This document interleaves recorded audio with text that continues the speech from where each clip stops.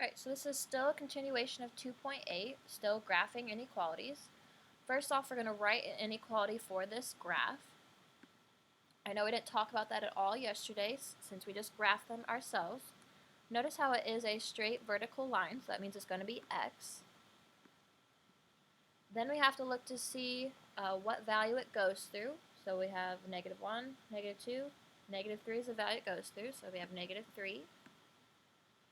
We then have to determine did we shade to the left or to the right, or the value is greater than or less than.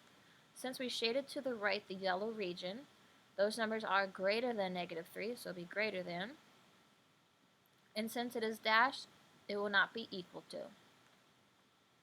Now, we're going to continue with our absolute value, graphing our absolute value functions. So we're going to identify a couple things to review. So we're going to do our vertex, our axis of symmetry, and our transformations. So first off, looking at our absolute value, again, for our vertex, we normally start at 0, 0.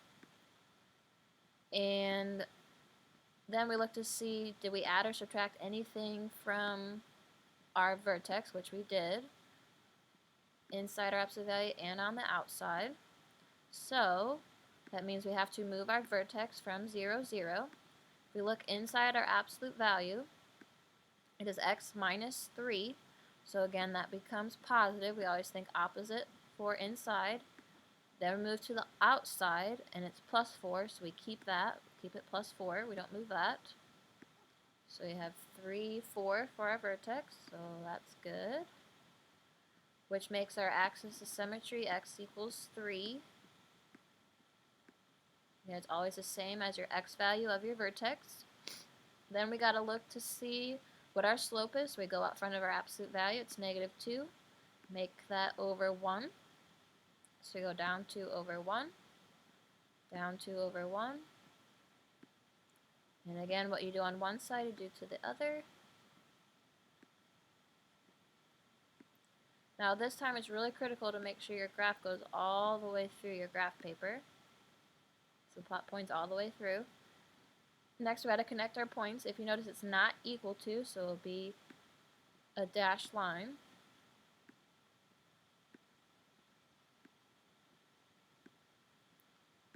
So we have that.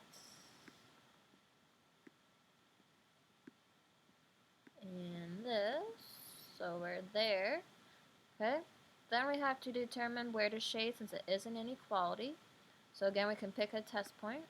I like to pick 0, 0, which means we plug in 0 for y and 0 for x.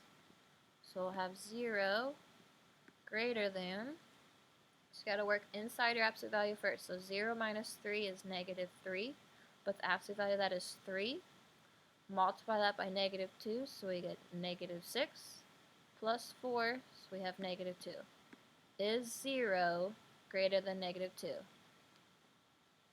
Yes, it is.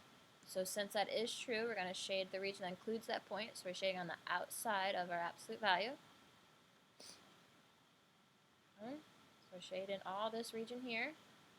The last part, we need to talk about our transformations. So we moved our vertex. We moved it right 3, up 4. So we're going to have 4 transformations. Right 3, up 4. It's opening down, so it's going to be a reflection.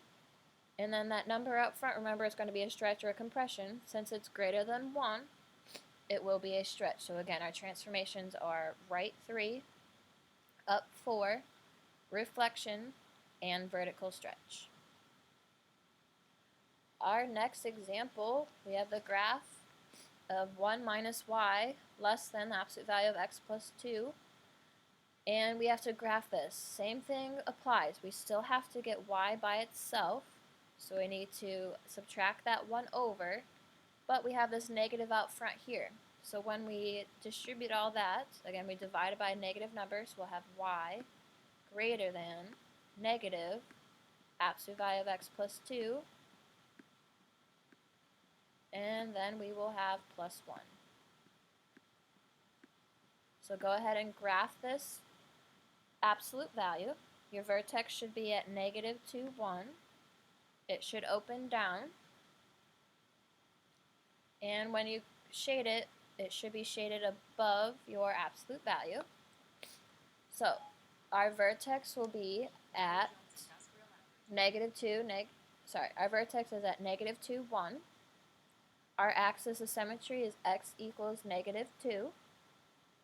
And our transformations are, we move left 2, up 1, and reflection. So again, there's a lot that goes on with absolute value. Just think all the steps through, and if you forget a step, you'll find it and go back and redo it. And we'll be doing lots and lots of graphing and examples of these in class.